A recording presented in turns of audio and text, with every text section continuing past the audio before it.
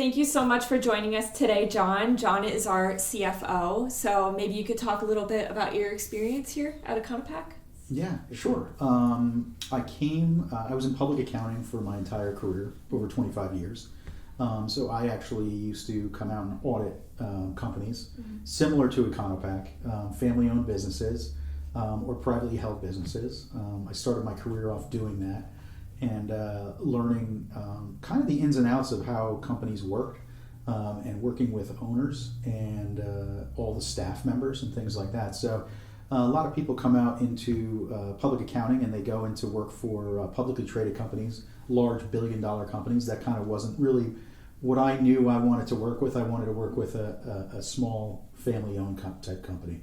I wanted to kind of, not say that you can't make a difference in public accounting, but I knew I wanted to kind of directly work with owners and high-end personnel and see how it works and learn all about their staff and how their business operates.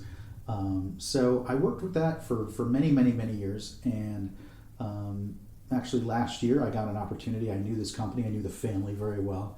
I knew the dynamics and I knew what a successful company they were, and I kind of made a career decision after meeting with the family and having some discussions that this might be the right direction for me. I've always loved working outside on the other side of it in the auditing side and tax side. So coming in and joining the team with having that opportunity, I just thought this is probably a right time in my career with my family situation and knowing where this company was going. I was just really excited, and I just seized that opportunity that I could take it at that point. So yeah, that's great. Was there anything specifically that stood out to you with regards to to joining Econo-Pak? Yeah, there's actually a few things. So I think it's the people, number one. You come here. I came here. I did an interview. I did a walkthrough of the entire factory. I've worked in so many different manufacturing distribution companies. I've worked in construction. I've worked in not-for-profits. And what I found, what makes a company successful is the energy that you kind of see with the people and what they have. And it's again, early on I learned, and you see this repeatedly because I audited many, many, many different companies, is the similarities of what successful companies have. And that's really the tone at the top, and it funnels down all the way from the CEO or the president all the way down to the line workers and everywhere in between.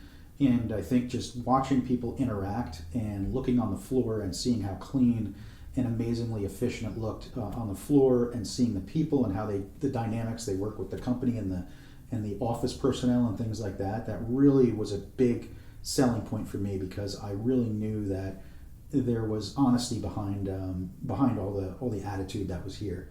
And you could see that in the dynamics of the people that are working, and they seemed, they were being treated well. They're very good. They're very happy, and it really helped me learn what a great place this was, and everybody was very forward and honest, and with always positive attitudes. There's always downtimes in companies, but maintaining that positivity and things like that are very important, and it sets the tone for the company. And you could see that through all the workers and things. So I saw that dynamic immediately. It's something you can't see on paper or do over a Zoom call. Yeah.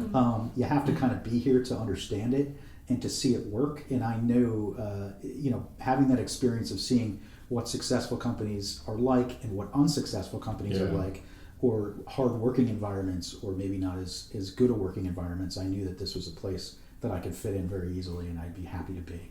Yeah, so that's really that was cool. a big standout. Yeah, I can imagine. Yeah, because you're, like you said, you're doing a lot of your due diligence is looking at the numbers and looking at the historical financials and things like that at your level as a CFO. So to actually come here and be attracted to the environment itself, I think that really speaks volumes to what we do here. That's the way I felt when I joined the company as well. Yeah, it's it really was, and ever since I've been here, it's stood by, right? So all of those things have been validated. Right. So the more I come in here and the more I look at the finance side of things and the dynamics of the working groups and the teams and the meetings and the projects and, a lot of things are not taken for granted here. There's a lot of planning that goes into everything. And I think that's really what makes things successful, is the planning and managing expectations. And the more you stay in communication with everybody, including all the teams. None of us work in silos, I can tell you that here, and you probably know. Oh, yeah. We all work very organically and fluidly. Everybody's door is open at all times, and we share everything on a constant basis. So that really makes it a great planning tool in just a sense of general dynamics.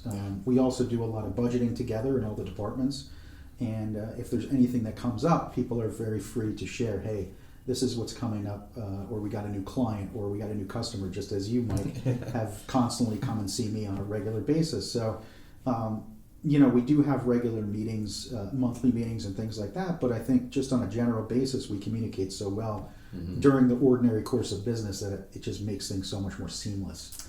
And there's no major, landmines that come up, if I want to call it so. One of the things that stood out to me, John, when I joined the company was looking at our current client and current customer and partners that we work with and seeing how they've been able to successfully grow with us. So they started off with maybe one or two smaller projects, and then looking at how long they've been working with us and continuing to add new programs and new projects and new SKUs, and just seeing that they trusted us in helping them grow, and then watching those clients grow. I'm sure you noticed that when you were looking into the company as well. Absolutely.